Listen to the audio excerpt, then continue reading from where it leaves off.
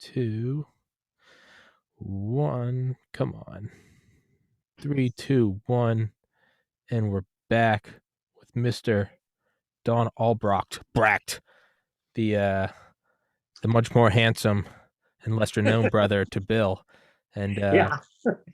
you've been on here twice, early 300s, with some crazy stories from your time in the FBI. All those pictures, which were insane. And because I'm shameless, I pestered you to come back on because I was like, I know you got more stories, and you have finally, with the patience of a god, come back on my podcast and undergone my harassment. So, for all the new listeners, please introduce yourself, my man.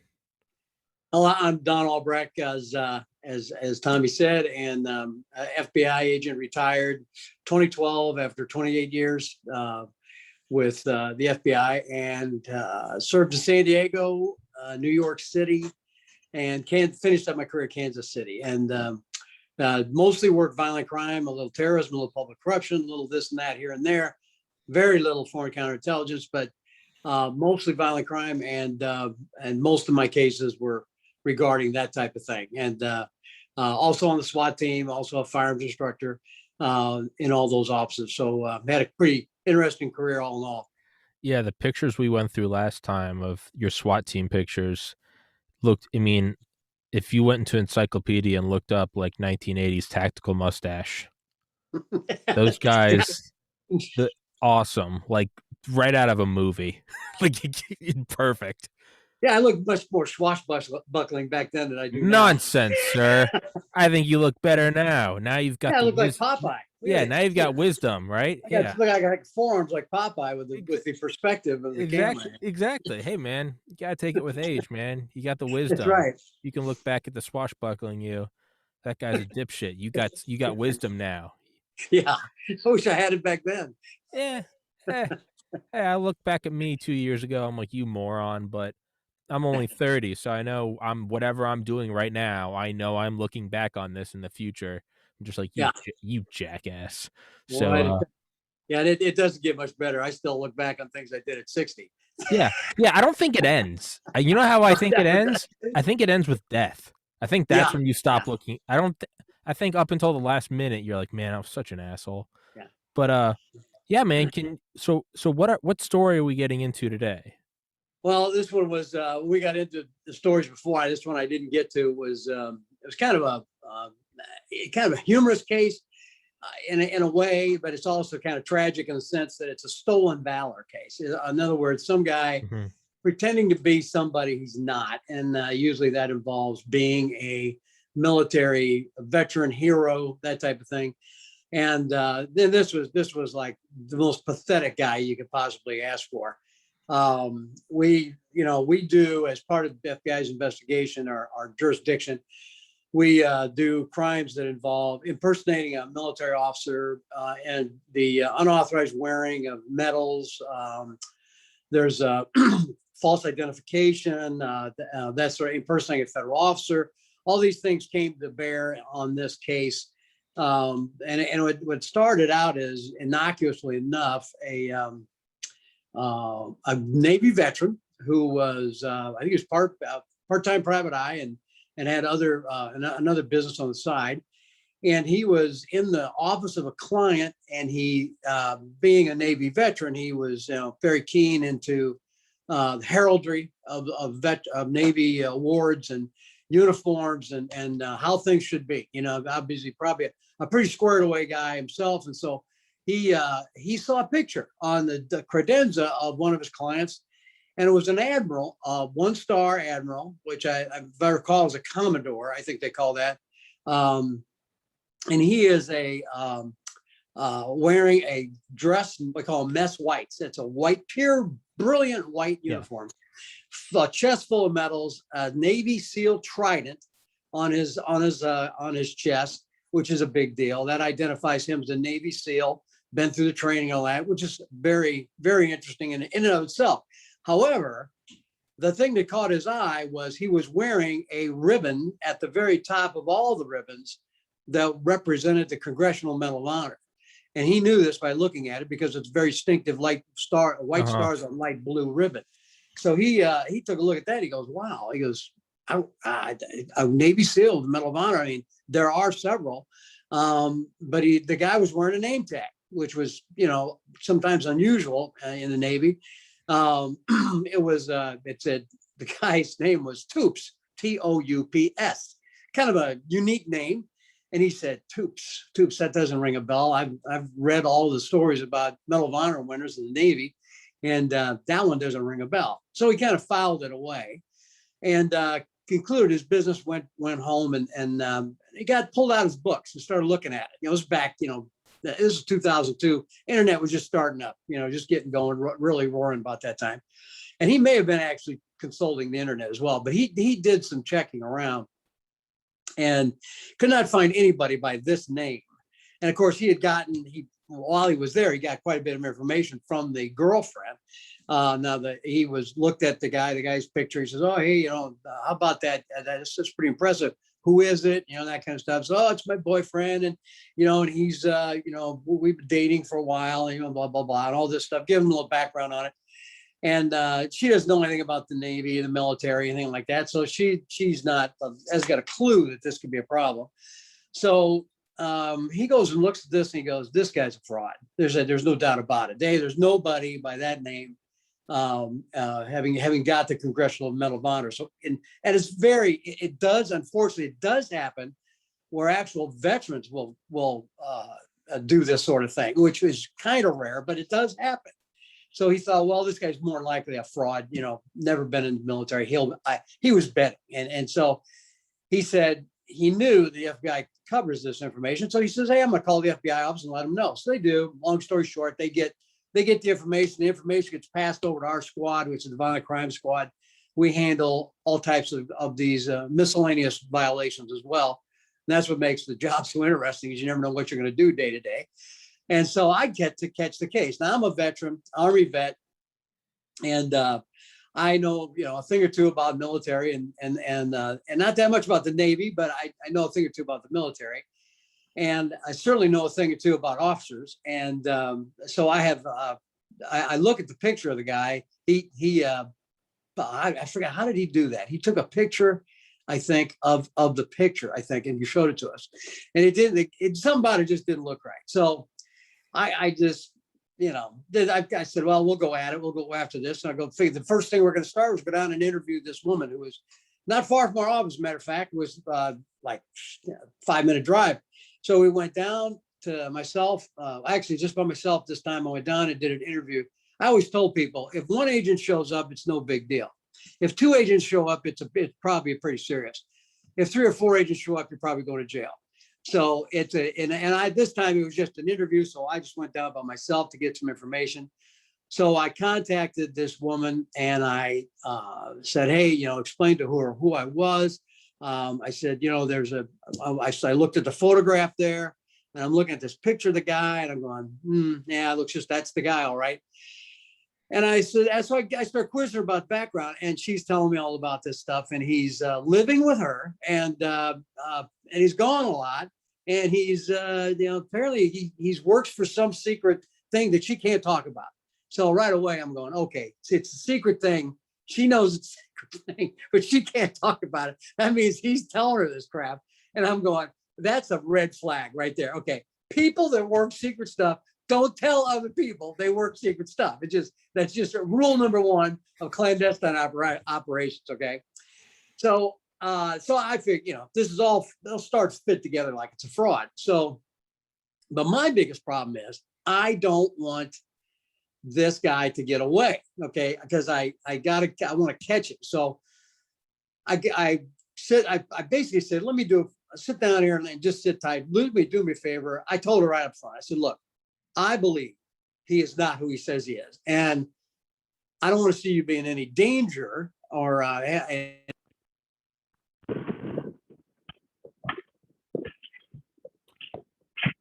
Don, your audio's cut out. I can't hear you. You can't hear me. I can't hear you. Fuck. How about you leave the meeting and come back in? Oh wait, you can't hear me. That's Sorry for everybody listening. I don't know what's going on. Sorry for the technical difficulty. Dawn? Hey, I don't know what just happened. As it probably only like 5 seconds, and it just kind of just turned muffled. Yeah, I was gonna say, why don't you leave the meeting and then just come back in? That'll probably do it. All right, man. All right. Shout out Zoom for not. Why is this camera not focusing? Just focus. It's a $200 camera. Focus. Not a good look, Zoom. Not a good look. Yeah, I put up even more of the acoustic tiles, and I got them like a stack next to me. There we go. Dawn entering the room. And can you hear me? Got you now. Got you now. I don't know what that was. I was thinking for a half second, do you have a buddy in the NSA or something that's fucking with you? Just flipping it off. Just like, Well, hey, yeah, Dawn. the NSA actually figures into this story, so maybe that's Maybe they don't want to be embarrassed. Hey, man, I'm maybe telling. that's it. Every time I've had on someone, I swear to God, I had on a guy from the Secret Service that was in the EOD or was an Yeah, EOD. And he just started talking about like homemade bombs and like the service cut out. yeah, I've had on guys from the CIA, and the service always kind of cuts out. So I just figure that I've got some unofficial fans yeah, watching. Maybe yeah. Well, maybe Langley, maybe DC. I don't know. But so you said I don't want to see you in danger, right. and Yeah. then So it cut out. I said, I said, I don't know what this guy's plan is or what this guy's background is. I don't think if he is who he says he is, I don't want to see you in any kind of danger. And like I said, I went into great detail asking her, is this guy trying to perpetuate a fraud on her or something like that? And she basically said, no, I mean, give him a few bucks. I've been feeding him because he's living at my house. And that's, well, where's he go during the day? I don't know. He drives my car around all day. He has to, and he's got, apparently he does freelance work or whatever. Yeah, the guy, whatever the guy's doing. But bottom line was nothing was adding up. So I said, do me a favor, just sit tight. I got the information. So I went back. I called this back in the old days. I picked up the phone. I called the office and I said, run this name. And I ran it. I said, approximately this age, da, da, da. Nothing come back on the name. And that's odd because usually it'll come back with something on the name. Okay. So I'm going, okay, well, Roy A. Toops, that does not even register anywhere. So that was something right there. So I did a couple other checks, just to see if I could find anything. Can't find anything, which is, everybody's got something. So, when you run something, you don't see anything, that means this is probably a phony name. So this is back, even before identity fraud was going on. So this guy just basically made up this name. And so I went back to him and I said, look, here's the deal. I said, I want to be here when he returns to pick you up tonight at 5:00. I want to be here so I can talk to him and find out who he really is and what his story is and why he's, maybe he's a veteran, maybe not, but he's not a Medal of Honor winner. I need to know a little bit about this. So I said, and I don't want to put you in the middle of this. So all I'm asking you to do is do not call him. And I said, and you don't know me, I don't know you.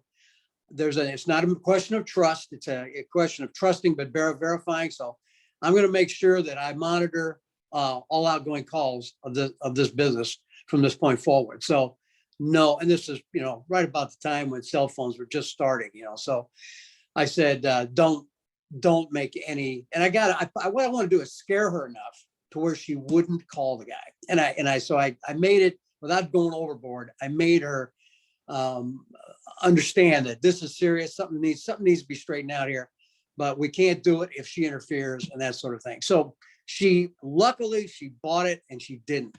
So basically, I called the office, got my partners down here, Craig Arnold, Doug Spillers, and Craig is a former Marine. So he was chomping at the bit to take a look at this guy.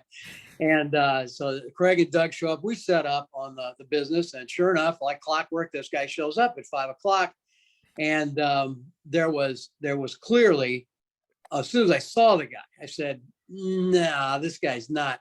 He certainly doesn't carry himself like an admiral. He didn't look like an admiral.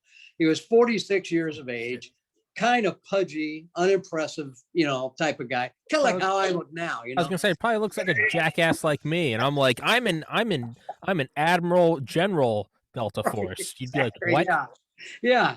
So I'm like, I see this guy, and I go, and so I meet, and I'm gonna, got a coat and tie on. I walk up, and I said, I walked up behind him as he got out of his car and was starting to walk towards the business. I walked up behind him. I say, Admiral Toops. And he turned around and looked at me, and his face was just, sheer white. Because first of all, he goes, "Who's this guy? How does he know that?" And then I said, "My name's Don Albrecht. I'm special agent of the FBI. I'd like to talk to you." And do you know what happened? He pissed his pants right there. And honestly, he pissed his pants right there. And You're you know not, what? I go, you're not juicing up the story. He actually No. pissed his pants. Yeah, as we said, he released a little bilge water. That's awesome. That's so. awesome. And here's another thing. I shook his hand. When I shook his hand, Not an admiral shake. no, this was not this was not the handshake of an admiral. This was the handshake of a guy who's impersonating a military veteran, right? So I am confident that I'm onto something here. Yeah. So weak handshake, doesn't look like him. I also noted that the Navy vet that spotted this guy also told me that not only was he didn't have the Congressional Medal of Honor based on his research, his decorations were out of order. In the military, the decorations go on in a certain precedent, highest to lowest, right? Well, if you're an admiral, you got aides to do that, to take care of that, make sure that you don't have to follow that crap, right? Yeah.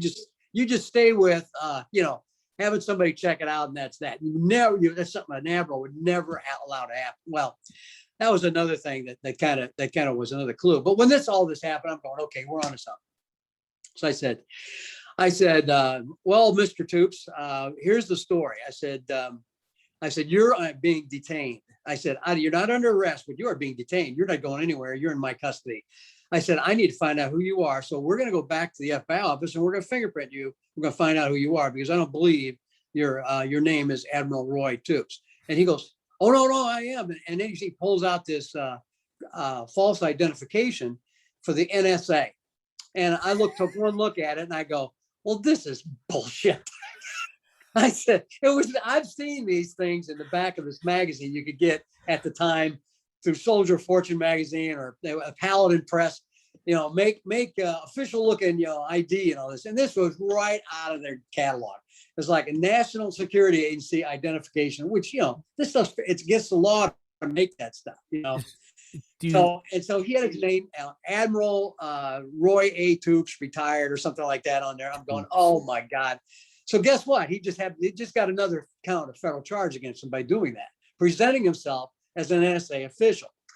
So that sealed his doom right there. So I handcuffed him, put him in the back of the car, and we transported him to our office. And we took him inside to our office. And we treated him like a gentleman, of course. And we sit him down. We handcuff him to the wall in the interrogation room, and it's right outside that room. There's our fingerprint room. And so right away, I said, okay, before we get into the fingerprints, I figured, let's see if this guy will talk to me and tell me who he is. And finally he says, no, I'm not an admiral. And I was never in the Navy. He says, I just do that to, so people, accept my story, and I do it for fun. Basically the guy did it to get laid, basically, I mean, so, hey, who among us is not expressing truth? In December 2012, we got a hotel on Times Square at New Year's. Me and some of my best friends from college. We went down to some bar. We were buying drinks, and we saw these guys, and like they're Marine, they're best, right? They're what class A's, is that what it is? Yeah, something like that. Yeah. You can tell I went up to him, and I remember I was like, I got it, because they're my age, and I'm just thinking, like, I'm a jackass spending money on Times Square. Here are these guys, they've served in combat, and so I went up and bought them. It's basically something along the lines of like, hey, they can drink on my tab for the rest of the night, like it's the least I can do. I'm a pussy. Here, you guys can drink all night. And they're like, "Thanks, bro." And we started talking and stuff. And one of Mm. them had, I believe, a prosthetic leg, and we got him kind of loosened up. And I finally looked at him. I was like, "Hey, between you and me," I go, "You guys wear this stuff out of the bar on New Year's Eve, Times Square. You just trying to get pussy?" And they both looked at me, and they go, "I figure we've earned that, right?" And I was like, "Fuck yeah, man!" And That's but right. yeah, but I figure I've earned that right. I would Right. say they have, Right. not Right. Toops. Yeah. Now the Tubes is a different story, so he's basically a fraud, and he's so the question now becomes, well, who is he really? Okay, so and you keep saying, but no, that's my real name. I go, okay, what's your date of birth? What's your social security number? And I got all this, and I could tell. I said, he just didn't, it didn't just roll off his tongue. Okay, so I ran everything that he gave me, and it came back a goose egg. Nothing, nothing. There's nobody by that name, nobody by that name with that date of birth, nobody by that name with that. And the social security comes back to somebody else completely different. So I go back down, I throw the papers down on the table, and now it's time for bad cops to come out. I said, listen here, and a few expletives. I said, you ain't going anywhere until I find out who you are. I said, and so we're going right in here. We're going to fingerprint you. And then I'm sending those by fax to the FBI headquarters. And I don't care if we have to spend here all night, but you aren't going anywhere until I find out who you are. And I said, do you understand me? And he puts his head down, he's shaking, he goes, all right. And he identifies himself as his true name, Ralph Irvin Crowder, 46 years of age. He is a fugitive, has been a fugitive for 20 some years. Oh shit! And he had basically had committed a bad check offense in Missouri. Now we're in Missouri, by the way. All this took place in Missouri. He down south Missouri, like Joplin or someplace like that, someplace down south. And he finally identified himself and said that he had a warrant out for his arrest for parole violation. Well, when he didn't even tell me that. When I got all of his identifiers, I went to run those to see if anything came back, and sure enough, he came back with a parole violation. A warrant is still out there for his arrest. I said, well, looks like you still got a warrant. He goes, yeah, that's what started this whole thing. He said he assumed this identity to avoid the arrest. So we got into, okay, where did you get the uniform? Where did you get the medal? All this stuff. He says, yeah, he bought it all at a surplus store in Albuquerque, New Mexico. So he bought the uniform, the medals, he put it on, got his picture taken, and then he had these 8x10s made up, and then he gives them to these girls. And after he wins there, and gets influence over them, then he hands them. He goes, "Here, I want you to have this, a picture of me in uniform." Because and he's been doing this for years. And he would literally, honest to goodness, he would travel from one woman to another until they got wise or got tired of his crap, and then he'd move on and find another one. And he would do this to one unsuspecting woman after another, always a single woman, unattached, meet in a bar or something. And next one thing leads to another, and they think they've got, maybe they think they've got some war hero, or they've got some guy with a government pension, who knows? But because believe me, this guy was no day at the beach, Yeah. and so he basically got that's how he made it through his life all these years. Okay, so this is 78, and this was 2002. What's that? 24 years, Yeah. roughly. Yeah. And he'd been doing this off and on. So Jesus. he'd been living underground, and he actually told me later he was happy that he finally got caught because he was tired of living this way. Well, yeah. Well, he was actually married. So this here. What's funny is that the case spun off. Here we got the guy within a few hours of arresting this guy. We got this case sort of wrapped up. I mean, in the sense that he admitted it. He was we found out who he was, what he was doing, why he was doing it. End of story, right? Not exactly. So now we want to find out, is what he's telling us true? Is this guy a part of a larger fraud ring, whatever? We don't take this at face value. So this launched several search warrants based on his information. He gave us consent to search, but we wrote search warrants anyway, and went and collected. And I had no idea this was going to end up like this, but we collected so much stuff. None of it turned out nothing. And he turned out none of it had anything to do with a fraud or any kind of perpetrated any kind of fraud. But I literally had enough crap to fill a shopping cart full of junk that he bought on the internet or through the mail order. I guess it was mail order back then, where you could buy through these catalogs in the back of Soldier of Fortune magazine. You could buy a mug that said, Navy SEALs and have your name put on it or something. He had one like that. He had a mug from some ship, some USS such and such with the Navy SEAL on it. It said to Captain Roy Troop, back when he was a captain, a colonel, level of colonel in the Army, a Captain Roy Troops from the men or something like that. And he had a certificate or a plaque from the CIA.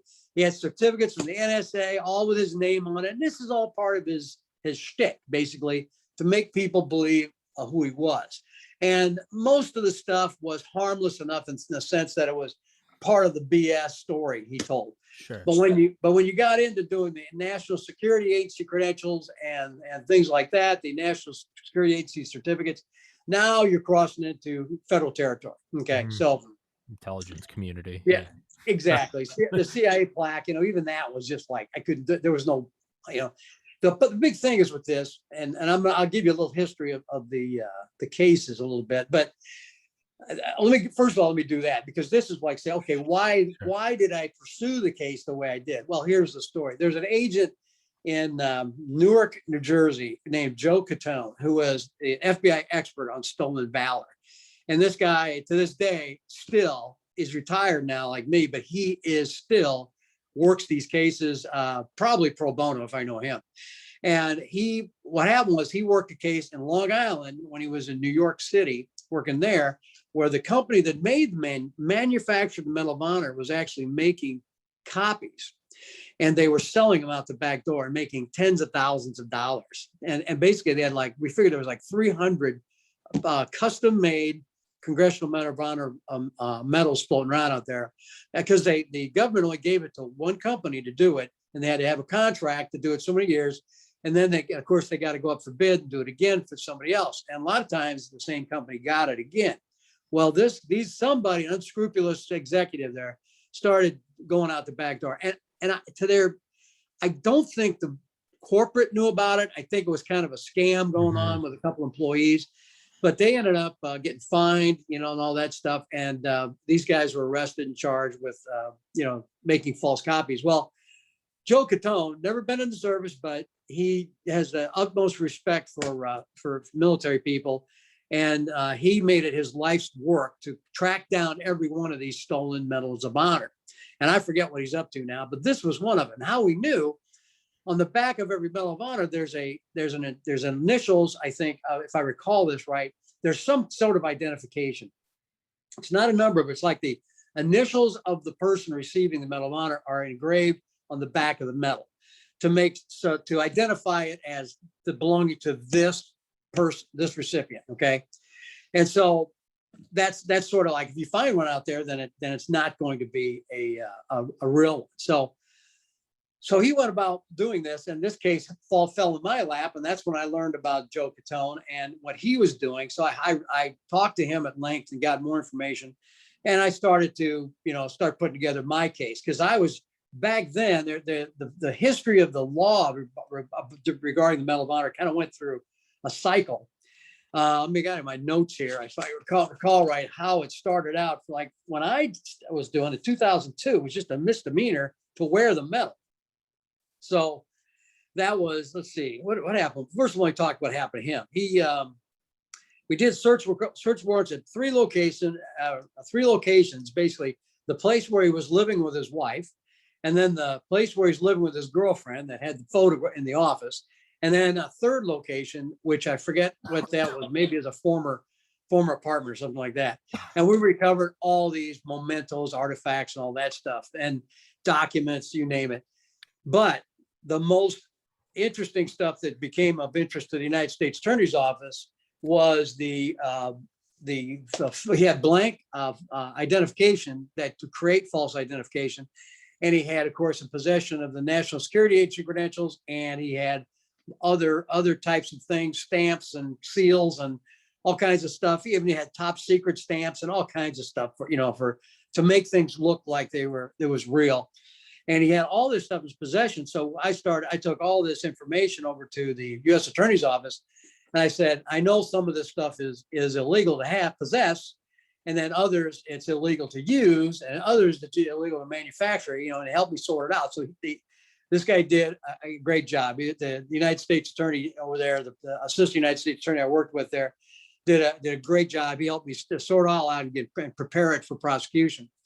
And so the big hammer was, of course, impersonating an NSA officer. That was the big one.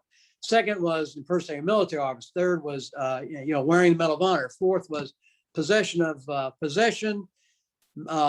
utilization, and manufacture of false identification, all federal crimes. Now, most of them weren't that serious, mostly misdemeanors. A couple of them were felonies. The impersonating officer is a felony, the NSA official. So we ended up, charging with a lot of this stuff. He pled to lesser, basically we got lowered some of them, dropped some of them. And he was sentenced to 18 months in prison, which makes it a felony. And, he got out after 18 months. He died in 2007. I actually talked to him after he got out. And he called me and said, hey, I'm out of prison now. All this stuff. I'm going, great. I wonder if what this guy's gonna be up to. But no hard feelings. He was basically going to go about his business. Well, and I never heard from him again after that, which is fine by me. But the bottom line was he never tried to capitalize on it, get money. So that put it in a much lower category.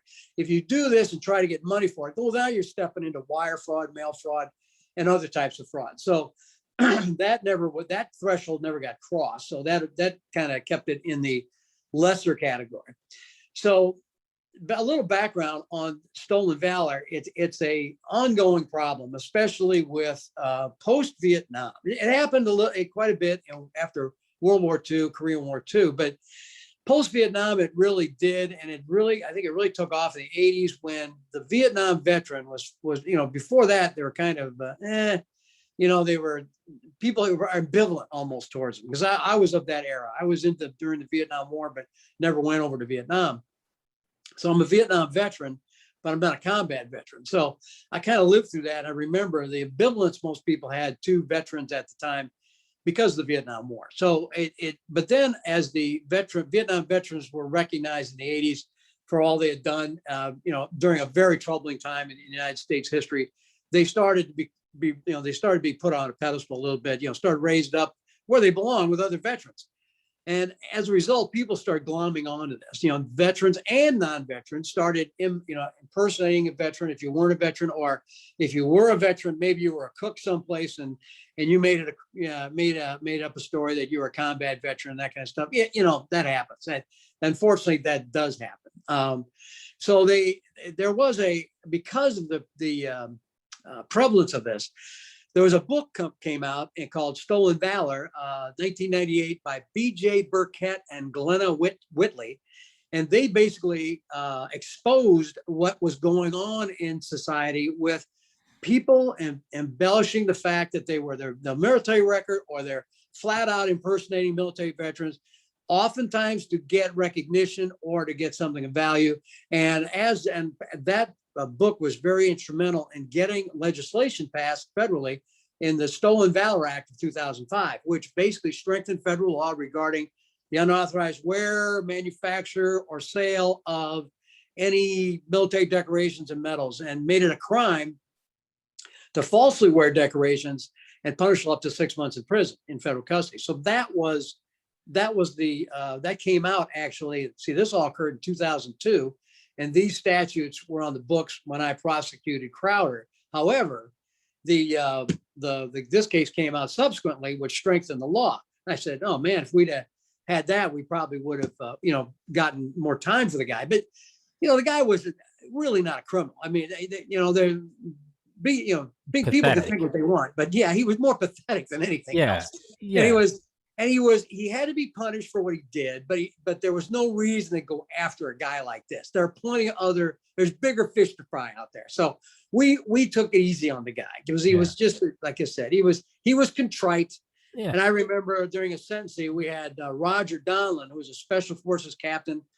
and got the Medal of Honor in Vietnam, and got severely wounded. And he's just a gentleman, and a really an honest, hardworking, everything you would expect from a Congressional Medal of Honor. Humble. Oh, this guy is just unbelievable, right? Well, he was in court testifying at his sentencing about what a slap in the face this was to all veterans, all military personnel, all Congressional Medal of Honor recipients. Now, we never call them winners; they're called recipients. And this guy was visibly upset. He apologized in open court. He never meant to disrespect, and all this stuff. He just did it, and well, we know why he did it. So, bottom line was, the law was sufficient for this guy. But be that as it may, they strengthened the law. So, so a couple of people got arrested, got caught in the switches with this case, and so somebody sued and said, you can't charge somebody with a felony of wearing the Medal of Honor, because we have freedom of speech in this country, even if it's false speech. And basically, the Supreme Court of the United States upheld that without criminal intent, wearing the Medal of Honor was not a crime. It was merely a freedom of speech. You can pretend to be anything you want, okay? And even though we think it's disgusting, reprehensible, the court of public opinion is going to have to handle it, not a court of law. So basically, the Stolen Valor Act of 2005 was amended in 2013, which made it a crime to falsely claim or embellish military service, rank, decorations to receive something of value. So that was money, property, or other tangible benefits. Like I know actual veterans who embellished their military records so they could get more VA benefits. Now that's a crime. Okay. Yeah. So we actually I belonged to a Vietnam veterans chapter, and we had a guy who was a out and out, honest to God war hero in Vietnam. He was a chopper pilot, and he was a hell of a guy. I mean, great guy. And he had many decorations, but this guy still had to embellish his awards. And it got to the point where this became known, and he was told to knock it off. And you know what? He didn't do it. He dug in, said, no, it's all true. My records were lost. We'll get into that in a minute. How to spot one of these phonies, okay? But he was classic. He was classic in some of the stuff he said. But anyway, as we go on with the case, that's my next segment, would be to mention the red flags, because I'm a real skeptic. I'm a skeptic anyway, because that's kind of just the way I am, because of my years as an investigator. I don't believe anything anybody tells me at face value, generally speaking. Some people are pretty good liars, but I don't like internet stuff. I get anything in the internet, I just believe it immediately, because I've been lied to so many times, and I've been burned so many times. There's so much bull that comes over the internet. So I don't believe anything. I've forwarded things, turn out to be false, and I'm just like, of all people, I should know. You feel stupid. And I got cops and FBI agents sending me stuff that I'm thinking, you guys should know better. This is crap. And so I used to send it back to them and say, this is bullshit, but I just stopped doing it. I got tired. I got tired of doing it. So bottom line was, back to Roy Toops, aka Ralph Crowder, or reverse that, Ralph Crowder, aka Roy Toops. He never got any money beside his living expenses, so he didn't get. He did kind of get some things of value. Basically, he was trying to avoid capture on a warrant. Nobody questioned military heroes back then. He had a place to flop and get laid. He enjoyed the attention. The biggest problem he told me, in not confidence, but he told me at one point, he goes, every once in a while I'd run into a real veteran, and I had to disengage right away, because I couldn't. You could tell they didn't quite buy my story. And I said, no, I'd have seen right through it in a hurry. Well, how do you tell? And I see this a lot, especially when I'm dealing with people. Now you got veterans of the Iraq War and the war in Afghanistan, things like global war on terror, all that. You got people still doing this stuff, okay? But when asked for records, proof of what they've done, they always are real sketchy about it. They go, well, there was a big fire back in St. Louis, which there was back in St. Louis, back in, like, it was 60s or 70s, I can't remember. A big fire burned all these records up. In fact, my father-in-law's records were among the records. He was a World War II vet, and I've been able to piece together bits and pieces, but I can't get all the records because they were destroyed in a big fire back in the 60s or 70s. I can't remember which, but some guy smoking in a broom closet, because you weren't supposed to smoke there. And he set the entire place on fire, burned, destroyed all these paper records, So bottom line was they did lose a lot of records. So that was kind of a fallback position for a lot of people. But they always referred to my record destroyed the big fire out there, so I don't have anything. The other big thing was, well, everything I did was a covert operation, so there's no record of it. But I was given the award for. No. Even if you do a covert operation and you get an award for it, sometimes you don't get anything for it. But if you do get an award, they're going to note that due to it was classified nature of the mission, no details were given. However, you performed above and beyond. Credit to the service and the value of the nation, and blah blah blah, all that good stuff. So you'll still have something. Okay, there's just verbiage that goes with it. But the big thing is they don't look like veterans. They don't carry themselves like veterans. Veterans haven't been in the military. You learn military bearing, and that's something that once you learn it, and if it comes natural to you. Which it did for me, and which it does for most people, is if you tend to carry yourself like that the rest of your life, and you basically walk the walk and talk the talk. It's something that you have a warrior mentality, and especially somebody who claims to be a Navy SEAL, he's going to have that warrior mentality in spades. Okay, so you're going to be able to figure out right away if a guy is milquetoast, that this guy he may have been in the military, but he probably wasn't in the combat arms. Okay. He was certainly not a Navy SEAL, anything like that. So there's a lot of that type of stuff goes out there. Something about them just doesn't look right. Okay. I've had guys younger than me, which I was on the tail end of Vietnam. That's why I didn't go, because I went in the Army I graduated 72 and was in the Army in January 73. And Vietnam was still going on, but it ended. The conflict ended, shooting wars ended right after that, and was completely done by 75. So anybody my age is at the very, very tail end of that war. Anybody younger than me couldn't have been in Vietnam.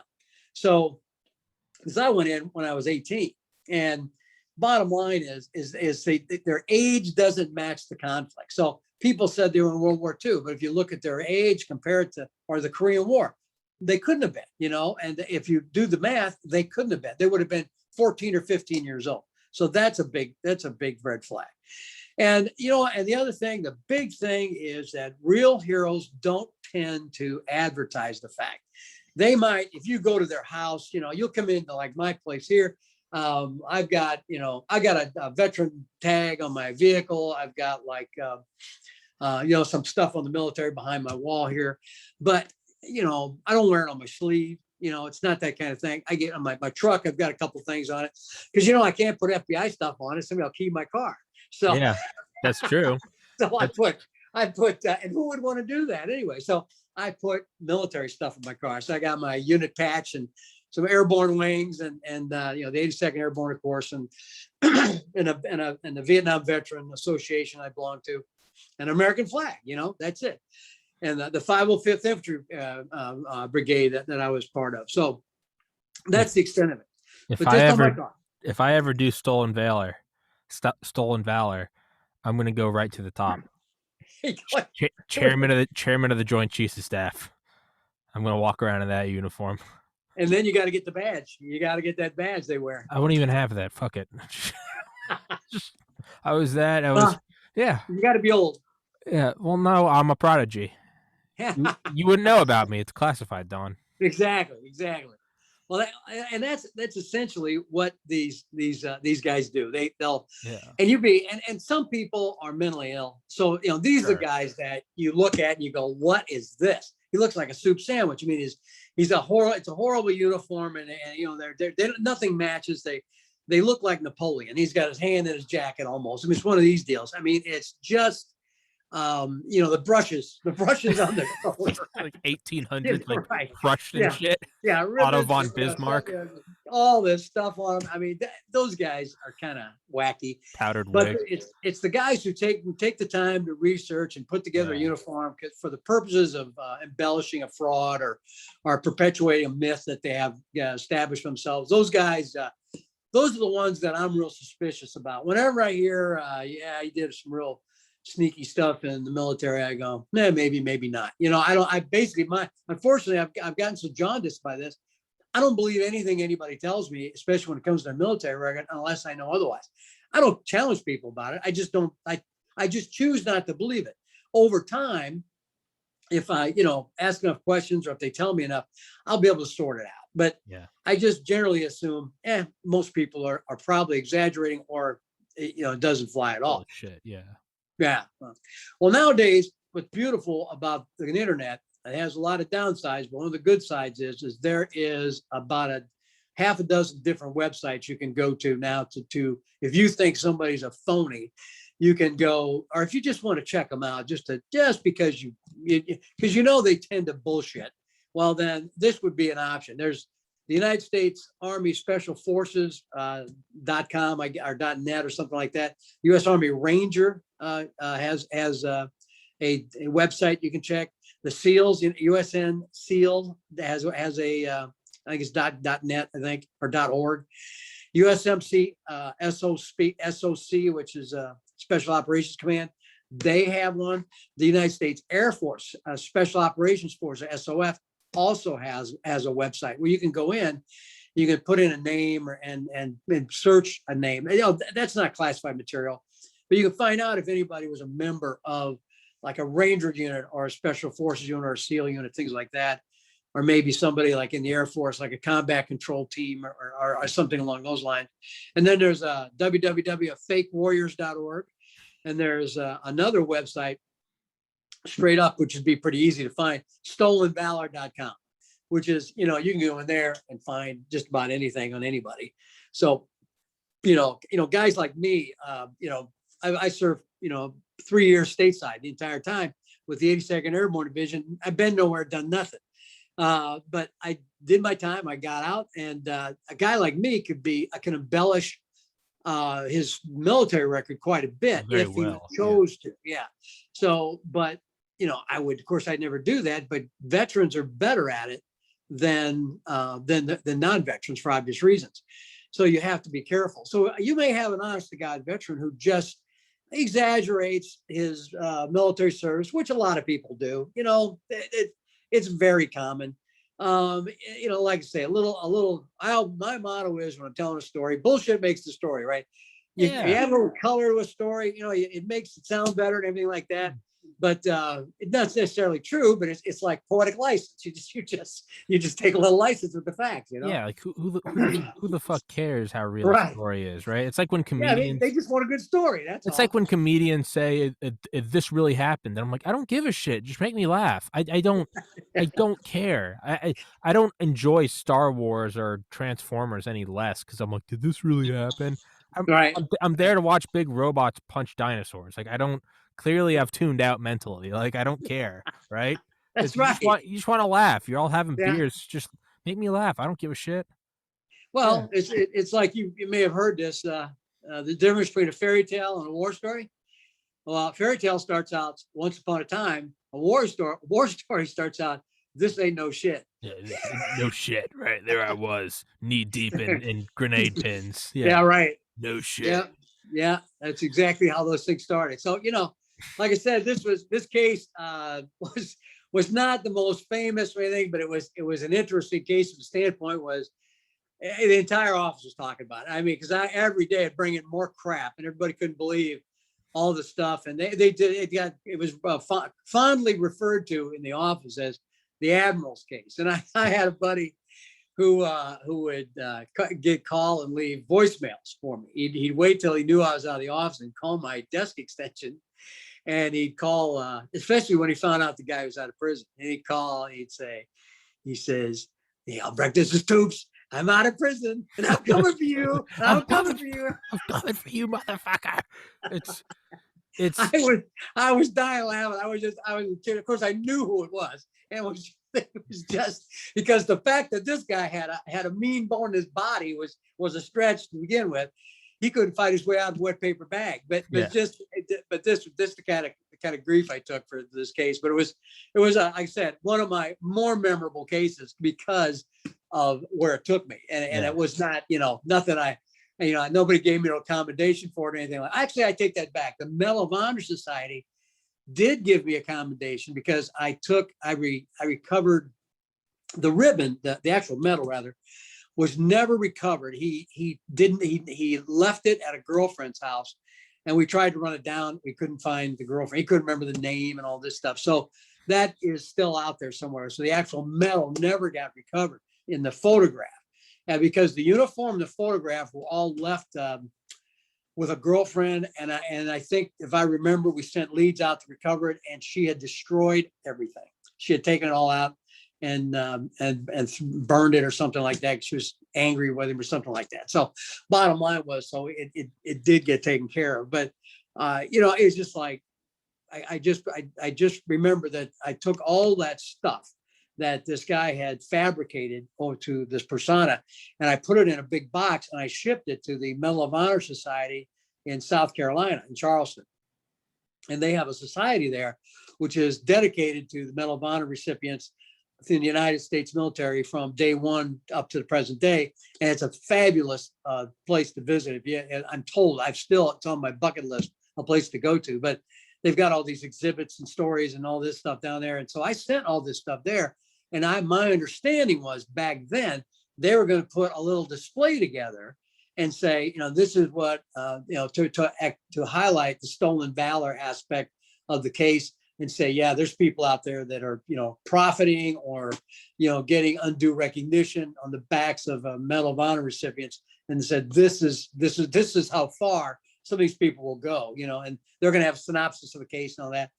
And I always thought, man, I'd like to get down there to see it, but I never did. But they did give me a nice certificate. So I'll, by the time I get down there, everybody that knew about the case will be dead. So,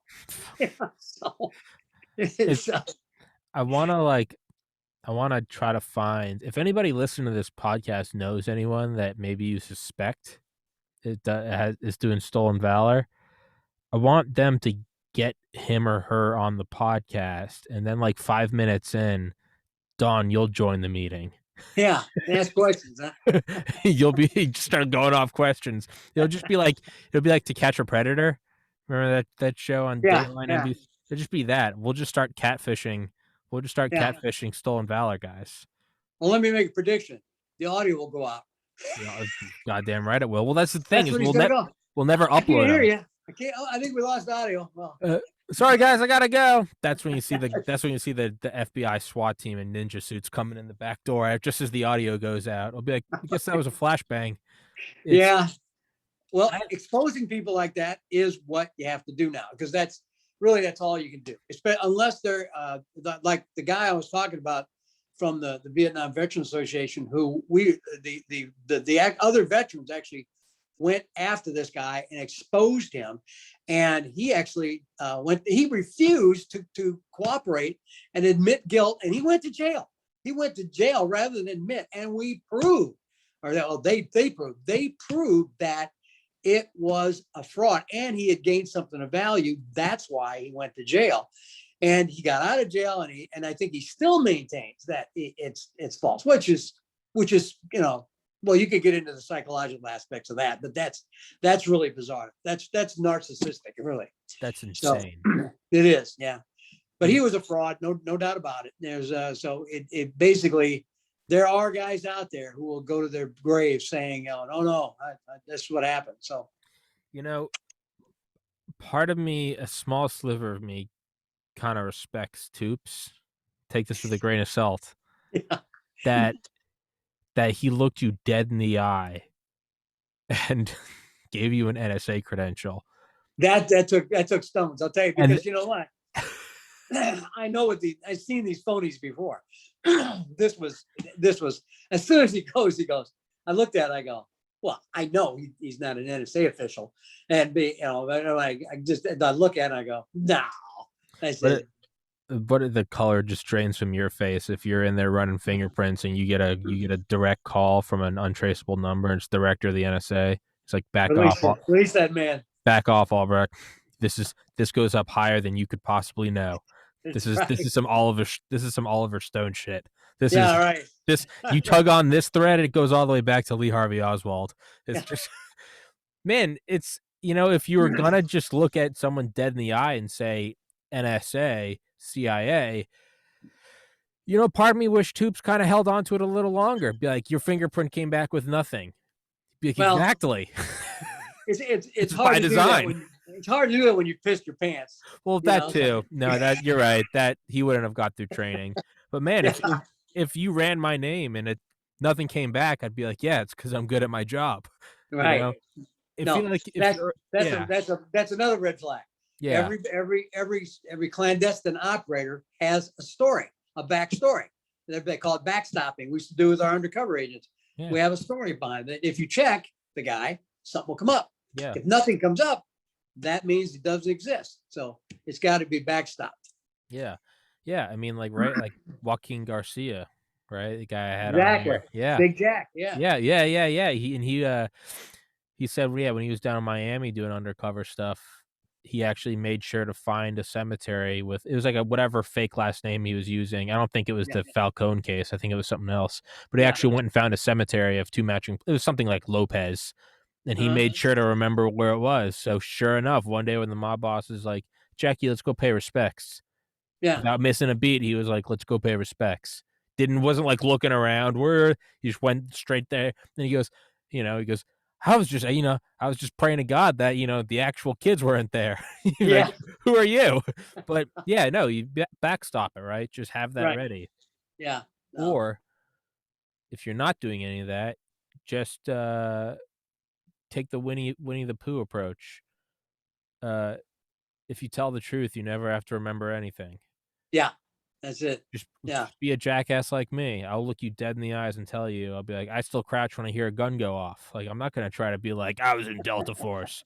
I've had Right. people when my hair's shorter in college, when I was a lot lighter weight, all the time people ask me, "Are you military?" I'd be like, "Fuck no."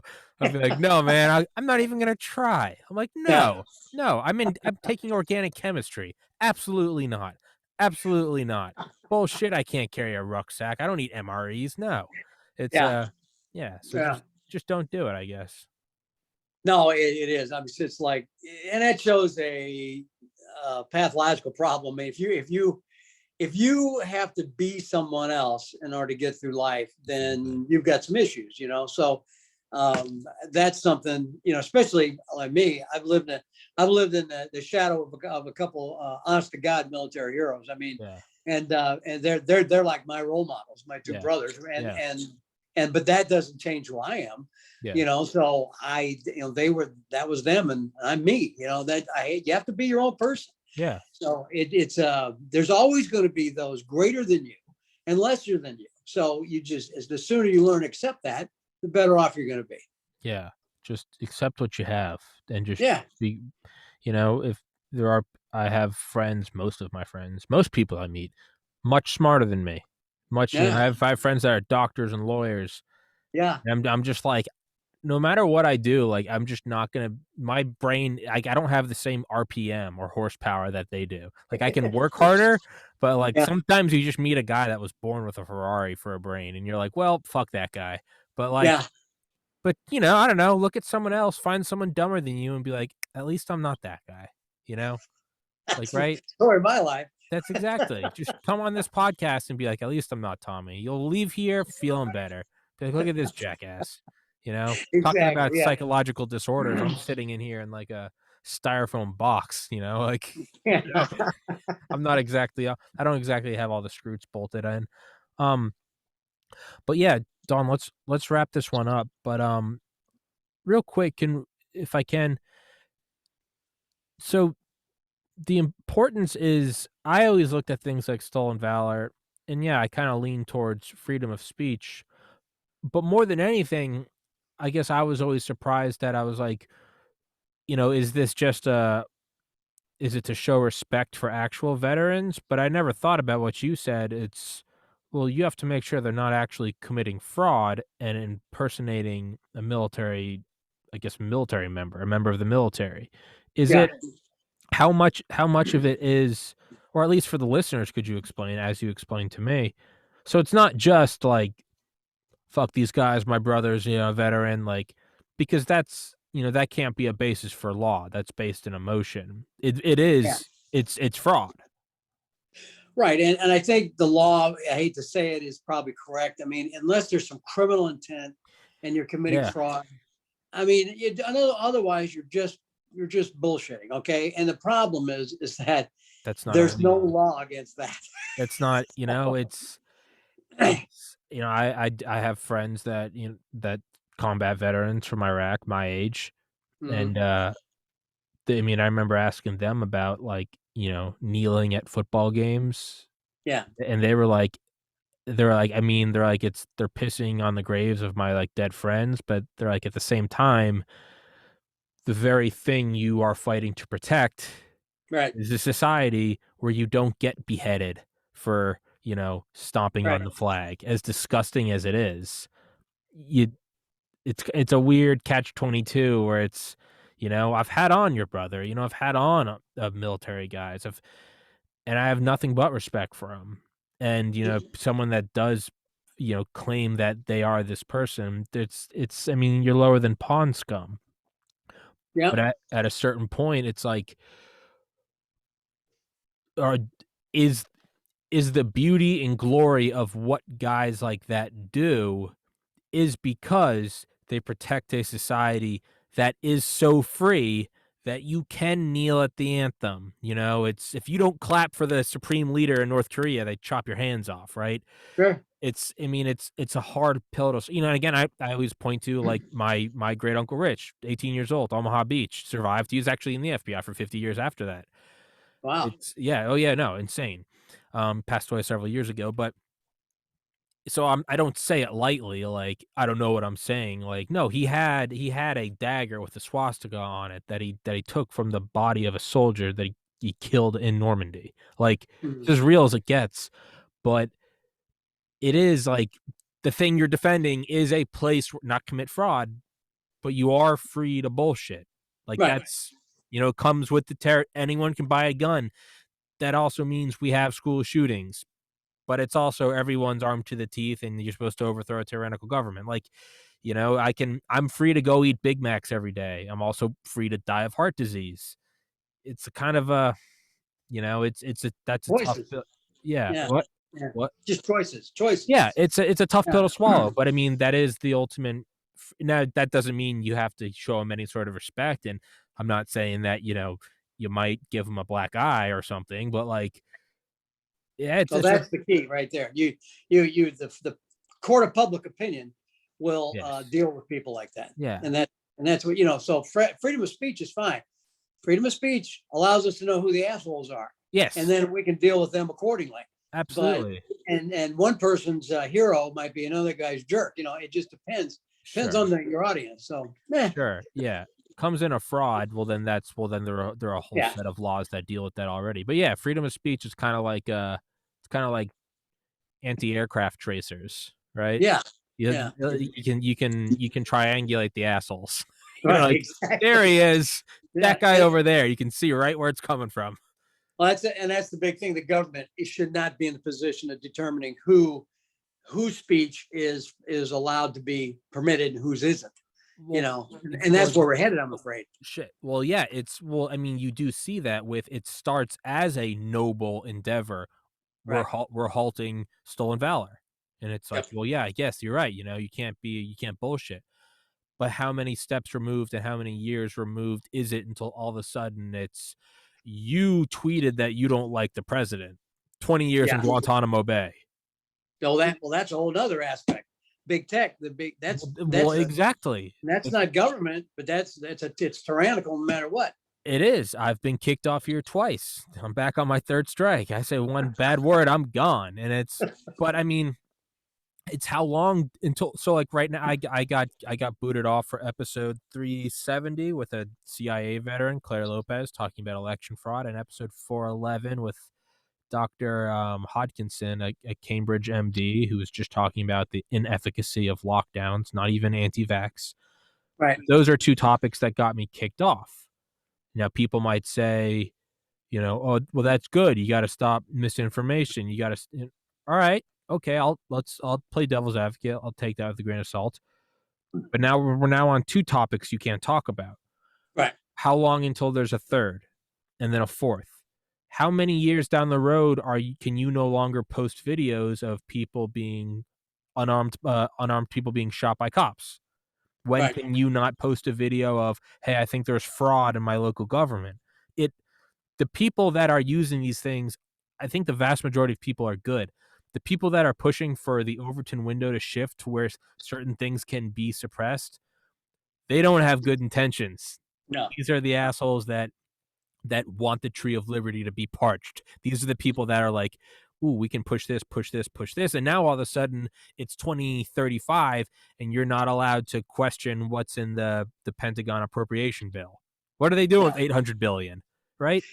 Yeah. It's get when you start, when you start suppressing speech, no matter what it is, even like, a Nazis. I remember as a kid, I was probably maybe high school, maybe college, I can't remember, but I remember the Nazis wanted to march in Skokie, Illinois, which is predominantly Jewish. And I'm going, and they, of course, they at first they refused to let them do that. I said, yeah, they shouldn't let. Well, that's just going to be trouble, okay?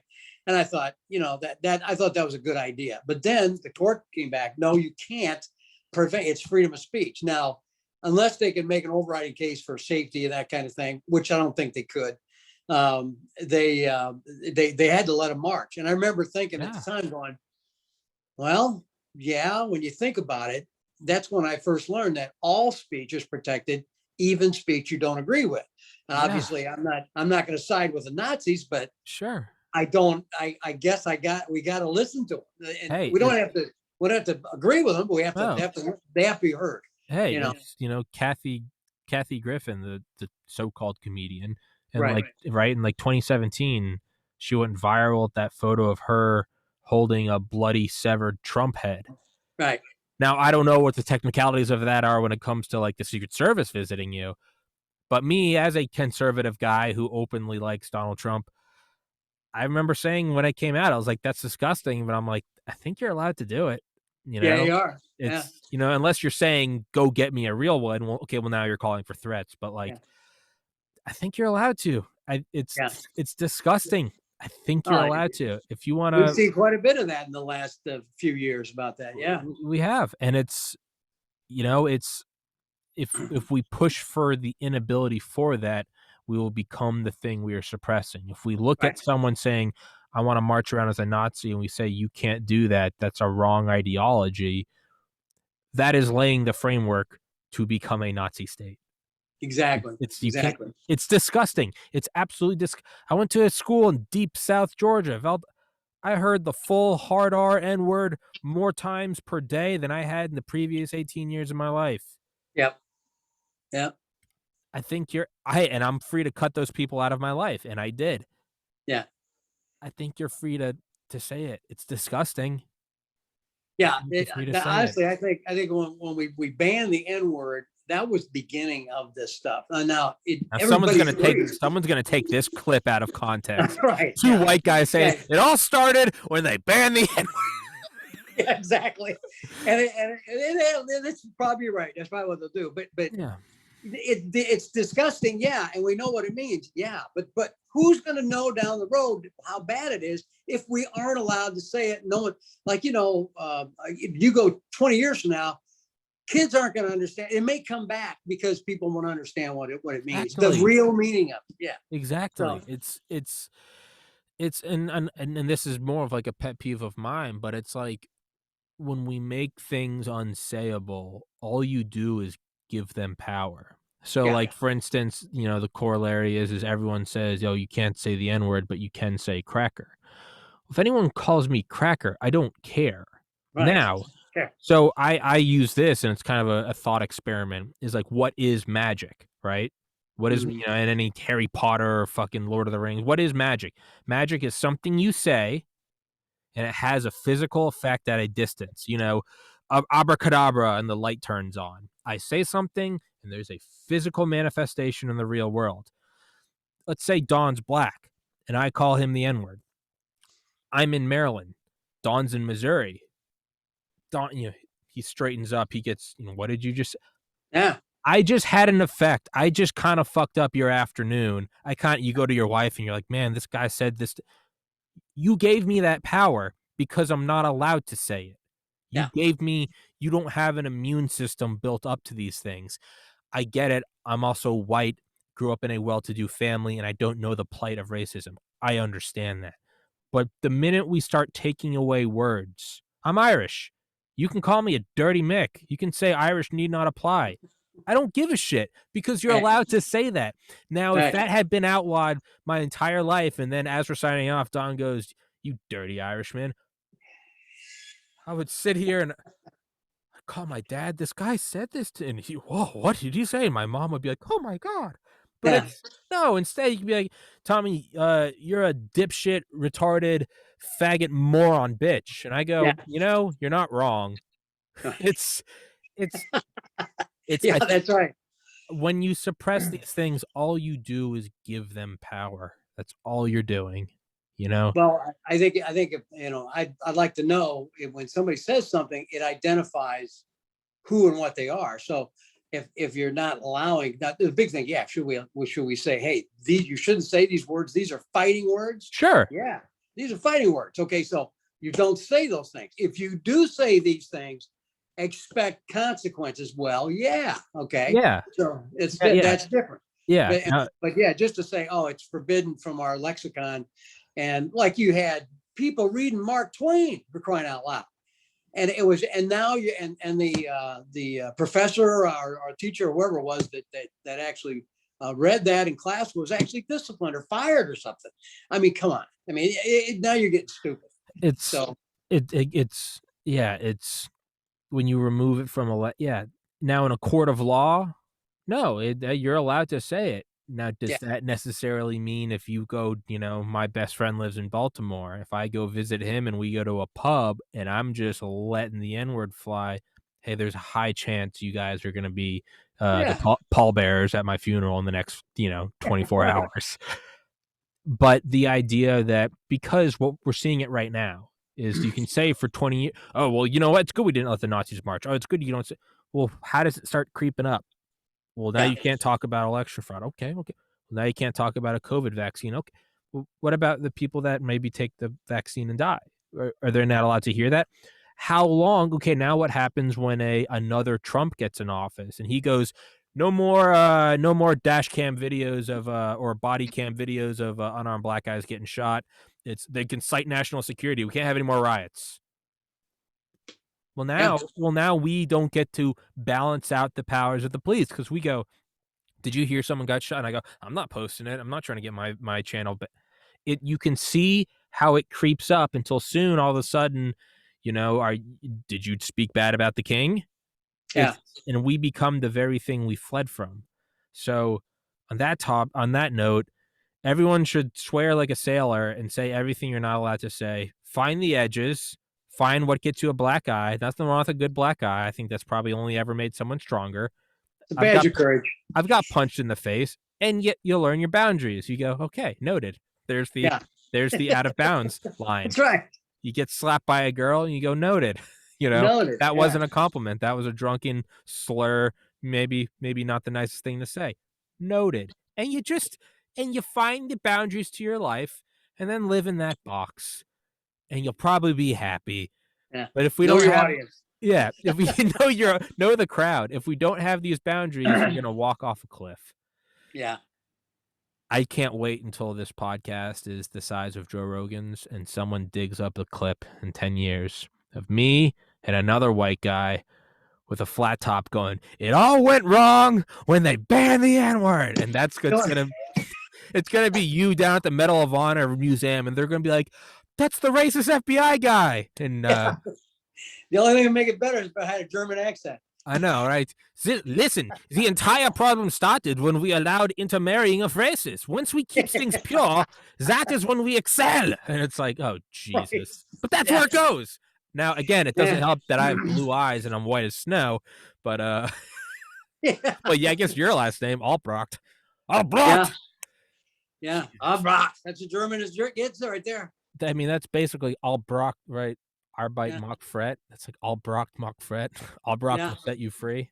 Yeah. I was trying to figure out what it means. Yeah. It means, I guess, means something in German like the pigs are loose in the kitchen or something like that.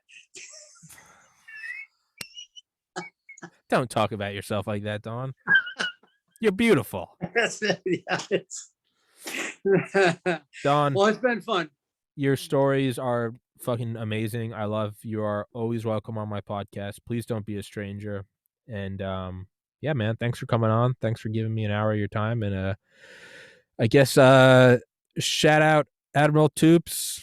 Yeah. You know, God rest his soul. Yeah. It's if you're gonna maybe there's one good thing to come away with that, and it's when you're going to try to get laid, pretend you're the admiral that your wife thinks you are. yeah, pretend you're wealthy.